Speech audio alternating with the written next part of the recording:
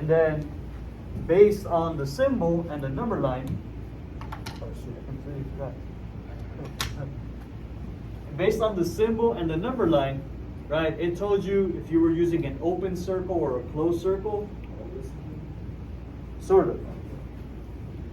Okay, so x greater than 3. Anybody remember, would this be an open or closed? Open. Open, right? When it's just greater than, you got an open circle. It's only a closed circle when it's less than or equal. Less than or equal, or greater than or equal.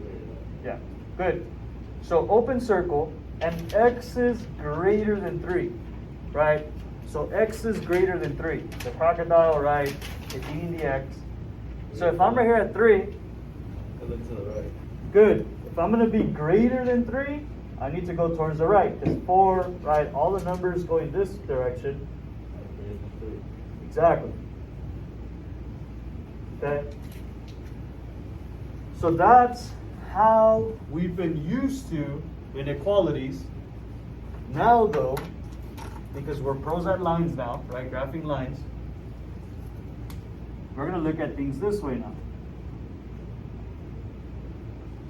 Okay, as the title suggests, we got two variables involved now. So here's your first example.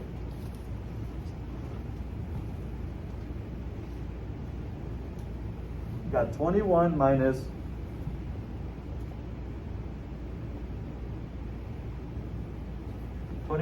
3y is less than 9x.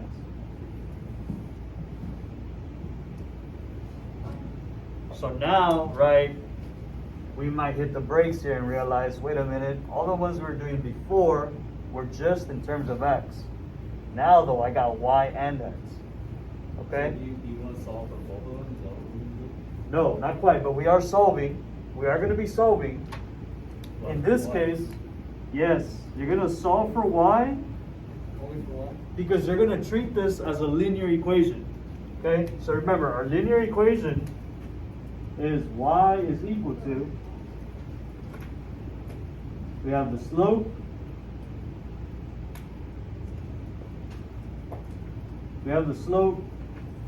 and the y-intercept. So what we need to do is, I know we don't have an equal sign, we have an inequality, but we're going to treat it like an equal sign for now, just for now. Okay, and then let's go ahead and solve for y. What's the first thing I should do? Don't you want to subtract 3y from both sides? Not subtract 3y. Or add, sorry. Okay. Well, let's add this to the side here. Let's add what we're doing. So get y by itself.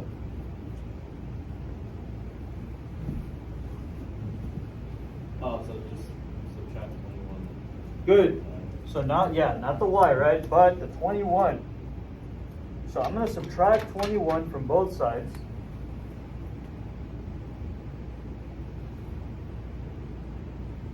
Now I went ahead, and you guys might be thinking, why did you put that dash line through the inequality sign? I like to add this to help students see, you know, the whole thing your teacher would say, what you do to one side, you do to the other, right? This wall here, or this fence, however you want to see it, helps you see that. If I subtracted 21 on this side, I need to do it once on this side, okay? All right, what that will do is the 21s will cancel. So then I'm left with negative 3y is less than or equal to, good. These here are not like terms. Okay, 9x has an x, but the 21 doesn't. It's just minus 21. Okay, so these are not like terms. You have to keep them separate like that. Okay? What would be the next step? Divide by just 3? Negative 3. Good. Good. This is a negative 3 times y. So then the opposite would be to divide everything by negative 3. Okay, you gotta divide everything by negative 3. What that will do is that will cross out the negative 3's with the y there. So you're going to have y. Let's see who remembers. Y is plus 7, negative 3x plus 7. Hang on. Wait, negative 3. Yes, please. The rest of Good. When you divide or multiply by a negative and you have inequalities, you have to flip the symbol. Okay, so don't forget. That's what I was going to ask you earlier. I just didn't remember what you had to do. Okay, good. Yeah. So you do have to flip the symbol. Okay, whatever direction is looking at, change it to the other side. Okay? And so then, 9 divided by negative 3. Good. Negative 3x. Because what again? Got it? Okay. And then finally, negative 21 divided by negative 3.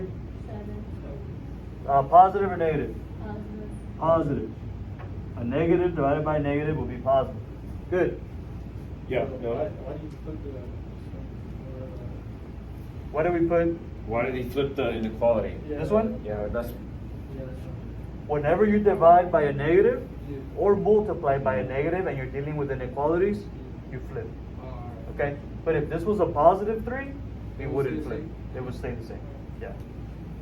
Okay. There. We got y by itself. Okay, so this is the inequality we're working with. Any questions on any of the steps leading here? Okay, so then, write this in, then I'll have Mr. Toscano graph it. Jeez, I think I'm gonna start erase this. Okay. For the main ideas, guys, right here, add this. Okay, when you have just less than or greater than, okay, you're gonna use dashed lines. Okay, dashed lines. But when you have less than or equal to, or greater than or equal to, you're gonna use solid lines.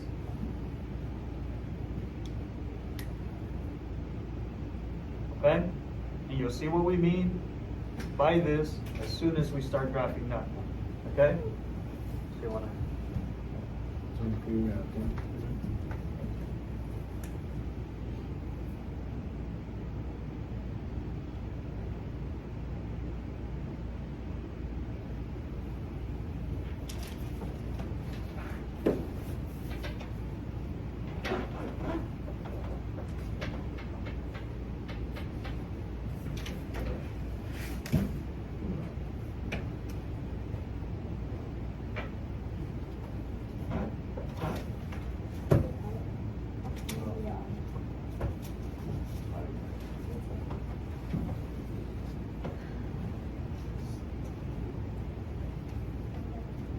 that wasn't too bad, not too shabby.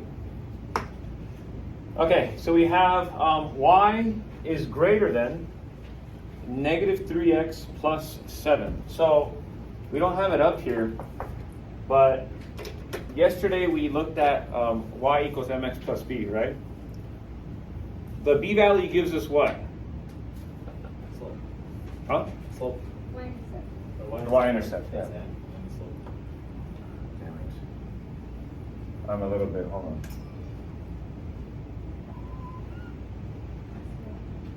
And I thought I did small too. Okay, so yeah, our slope here is going to be, our y-intercept, I'm saying slope, is going to be what? 7, right? So we're going to go ahead and put a little dot right here.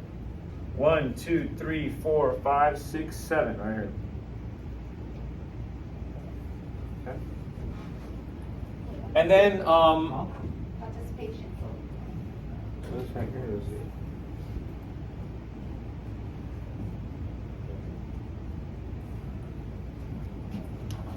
Okay, so we got this right here. Now what do we do?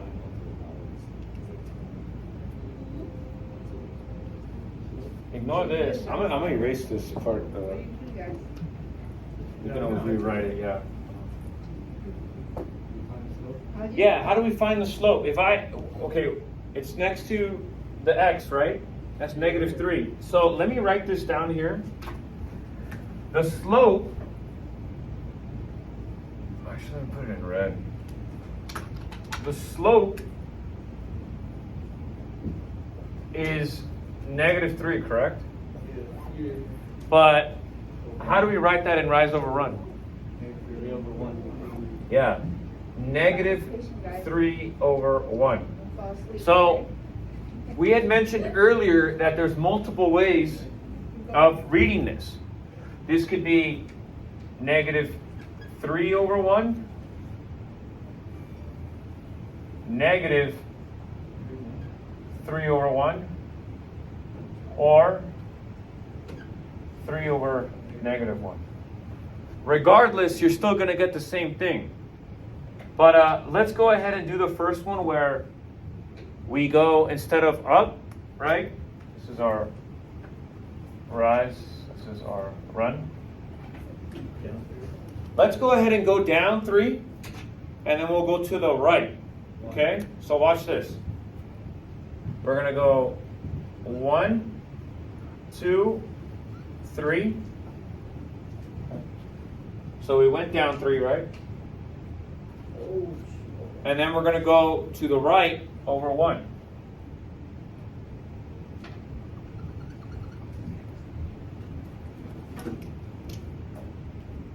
Okay? Now, Mr. Calderon mentioned something earlier, that when we have an inequality only with no equal sign, what do we have to take care of? Dash line. Yeah, dashed line, right? It indicates to us that it's an inequality without the equal. Okay? So it's just greater than. Okay. So let's go ahead and do that.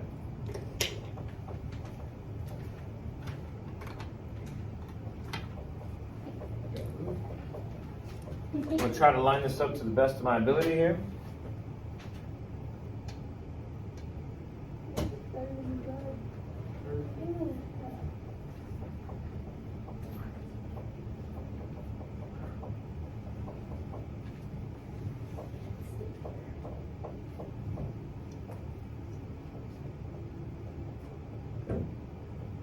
You know what? I should have done it in a different color. Can you guys see it? No, I think that's right. Yeah, that's fine? Okay. Any questions so far? That's it, it's done. Not quite, but any questions up to that part? Was that straightforward? Yeah. Yeah. Okay. This is where most of the confusion happens now, okay? Because think about it. When we were doing the old way of inequalities, we were shading, right? For example here, x greater than 3, we would shade to the right towards infinity, right? Because all these numbers here, all these x values, make this statement true. So think about it. If I pick 5, is 5 greater than 3? Yes, right? It makes it true, and so on. Same concept is happening with the line. You're saying all y's that are greater than -3x plus 7. -3x plus 7, that's your dash line. Okay? Your dash line is -3x plus 7. One way. Exactly. So this one is saying all y values that are greater than your line. Yeah. Okay? So what does that look like then? If right here, Going up. good. So if right here, we shade it towards the right, because the x's were greater, right here, Adam just said it, y is greater than your line, right? So if you have your line, whoops, your line is going like this, okay? If you have y's that are greater than your line, would that be above or below? Above. It's going to be above. So All y's above your line are greater. So then, here's what you're going to do. Still on that side, right? You're going to shade everything that's above your line, okay? Your line technically, right, Yeah. it keeps extending like this, right? all y's, sorry, I used a terrible blue. Here we go. All this then is above your line. Okay, those are the y values that are greater than your line. Sometimes it gets confusing because the line is too steep, right? And students are like, well, wait a minute, why is that greater? Just think about it. You can exaggerate your line, right? And then just, I don't know, move it a little bit like this. And then think about it. Well, what would be greater than, right? It'd be above. Okay? So going that direction. Because if you go shade towards this direction, you're going below. Okay?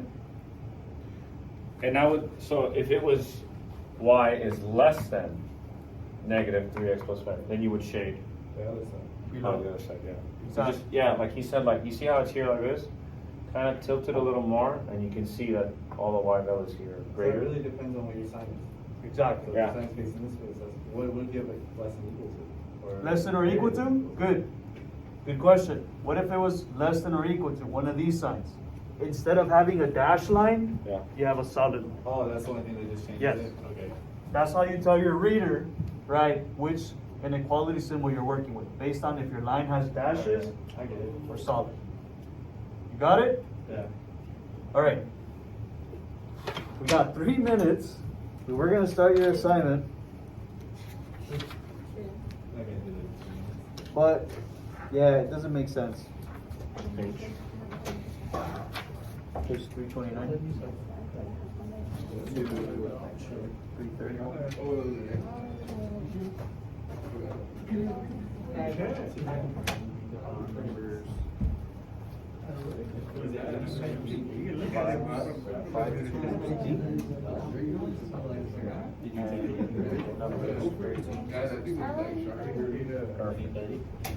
All right, guys.